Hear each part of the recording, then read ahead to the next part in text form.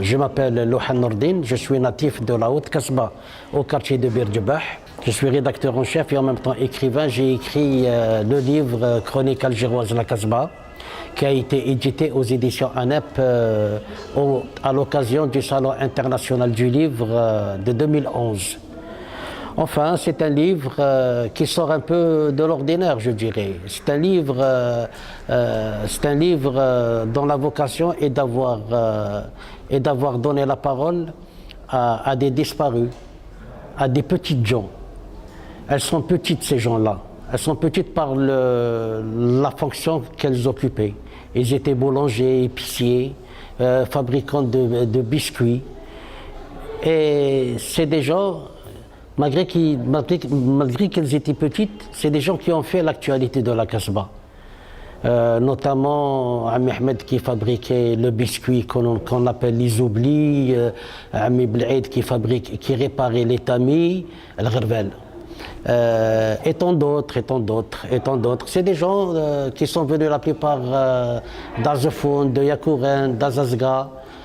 J'ai grandi parmi ces gens-là. J'ai eu la chance de connaître ces gens-là. J'ai connu aussi celui qui vendait la caramel, kilomètre. Enfin, j'ai parlé. C'est-à-dire que ceux qui lisent mon livre Chronique algéroise, ils se reconnaîtront. Ils se reconnaîtront à travers la même enfance que nous avions vécue, peut-être dans les mêmes maisons ou de préférence dans les mêmes quartiers. Chronique algéroise La Kasbah, c'est un livre où je mets en valeur la femme, où je dis qu'à La Kasbah, c'était tout le temps le 8 mars.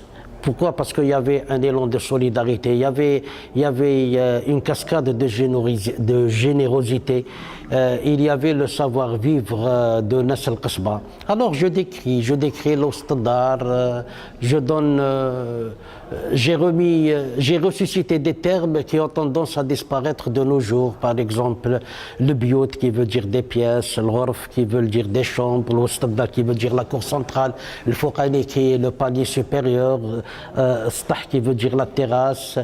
Ce sont autant de termes qui ont tendance à disparaître et que j'ai ressuscité au fil des chroniques que j'écrivais à l'époque lorsque j'étais journaliste au journal L'Authentique. Je parle aussi des cafés d'Alger.